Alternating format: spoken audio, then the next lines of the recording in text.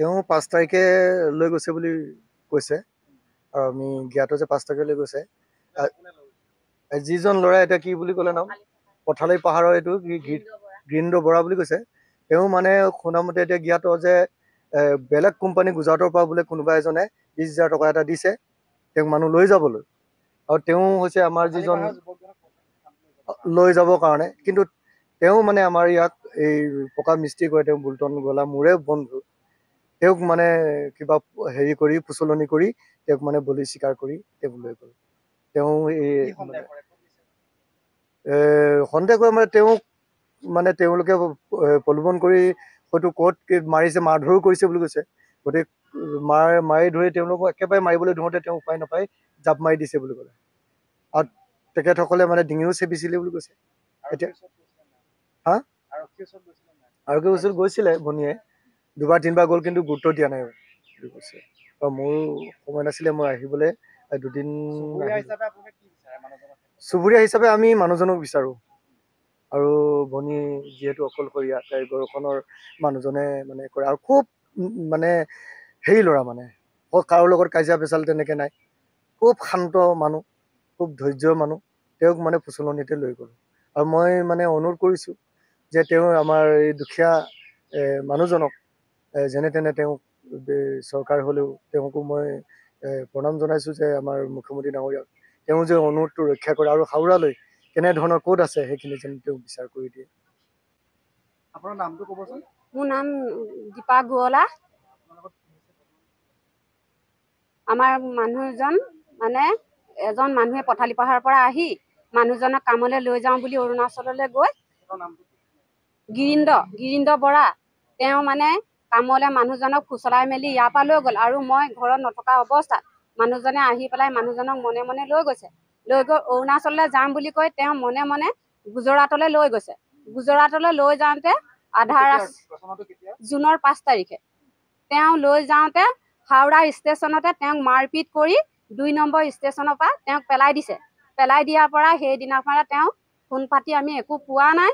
আৰু তেওঁ ক'ত আছে তেওঁ মোলৈ ফোন কৰিছিলে, বোলে মোক ইহঁতে মাৰপিট কৰিছে আৰু মাৰপিট কৰি মাৰিবলৈ ধৰিছে, মোক ডিঙি চেপা দিছে, মোক কিবা এটা কৰ। মই বোলো কৈছোঁ আপুনি তেতিয়াহ'লে নামি পেলাই কিবা এটা ট্ৰেইনৰ ষ্টেচনত যাওক, এনেকৈ বুলি কওঁতে তেওঁ ট্ৰেইনৰ পৰা জঁপিয়াই দিছে। জঁপিয়াই পেলাই তেওঁ গৈ পেলাই টিটিক ক'লেগৈ। টিটিয়েও কোনো বিচাৰ কুচাৰ একো নকৰিলে। নকৰাৰ পিছত এতিয়ালৈকে মানুহজনৰ অনুসন্ধান নাই। আৰু মই এতিয়ালৈকে অকলশৰীয়া মানুহ, মোৰ কোনো খাবলৈ ববলৈ মোৰ বহুত কষ্ট, মোক 1 পইচা দিয়া মানুহো নাই। তেওঁৰ বিনিময় মই চলি আছিলোঁ। এতিয়া মোক কোনো সহায় কৰা মানুহো নাই। অসমৰ মুখ্যমন্ত্ৰী মই হাত জোৰ কৰি কৈছোঁ যাতে মোৰ মানুহজন য'ত আছে তেওঁ যেন বিচাৰি মোক সহায় কৰে সেইবাবে।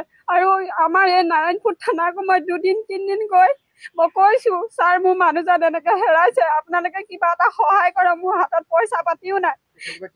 তেখেতলোকে তেতিয়া কৈছে আমি কি কৰি দিম, আপোনালোকে এই ফোনৰ নাম্বাৰটো দিছোঁ, আপোনালোকে যাওক বিচাৰি যাওক। মই তেতিয়া কৈছোঁ, ছাৰ মোৰ হাতত পইচা পাতি নাই, মই লোকৰ গাঁৱৰ পৰা খুজি মাগি মই যোগাৰ কৰিব পৰা নাই, খাতিকে বিচাৰি যাবলৈ কৈছে। মোক বিচাৰি যোৱা সমৰ্থন নাই। মই হ'লেও কৈছোঁ, ছাৰ মই কি কৰিম, মোক কিবা এটা উপায় দিয়ক, আমি কি উপায় দিম। তেওঁলোকে মোক তেনেকৈ কৈছে, কিবা মোক সহায় কৰিব লাগে ডাঙৰীয়াই, সেই বুলি মই অনুৰোধ কৰিছোঁ। বাৰে বাৰে মই থানালৈ গৈ মই উভতি আহিবলগীয়া হৈছে, কোনো মোক ডিচিশ্যন লোৱা নাই কোনো।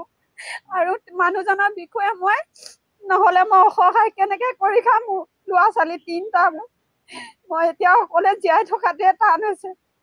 সেই বুলি ভাবিছোঁ য'তে আছে মোৰ মানুহজনক যেন তেওঁলোকে বিচাৰি মেলি দিয়ে বুলি মই অনুৰোধ কৰিছোঁ অসমৰ মুখ্যমন্ত্ৰী ডাঙৰীয়াক। আজি বৰ্তমান ক'ত আছে জানো আপোনাৰ সন্দেহ?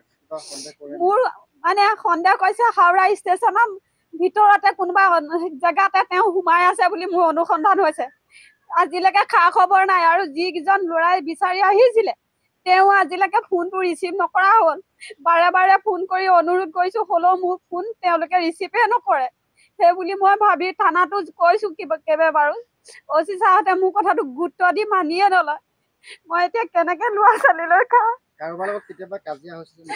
তেওঁ কাৰো লগত কাজিয়াও কৰা নাই। যোৱা দিনাও মানুহজনেও মোক যিজনে নিবলৈ আহিছে তেওঁ মোক এটা কথাও নক'লে। যোৱা সময়ত মনে মনে আহি স্কুটিত উঠাই লৈ যাওঁতে মই দেখিছোঁ।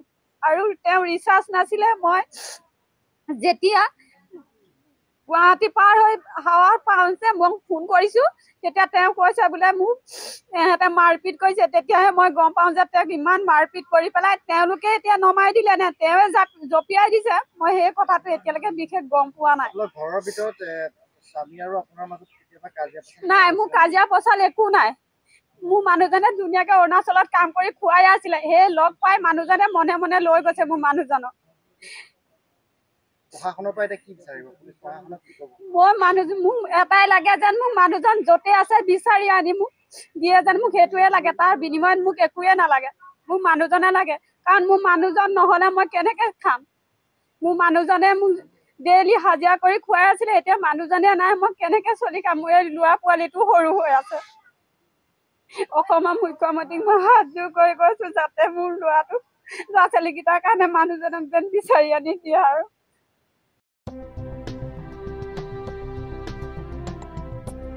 গৰু, গাহৰি, হাঁহ, ছাগলী, কুকুৰা আদিৰ বাবে জনপ্ৰিয় দানাৰ নামটোৱেই হ'ল বিয়ম। বিয়ম এই অসমৰ উদ্যোগ, গতিকে বিতৰকসকলে অতি শীঘ্ৰেই বিয়ম উদ্যোগৰ লগত যোগাযোগ কৰক।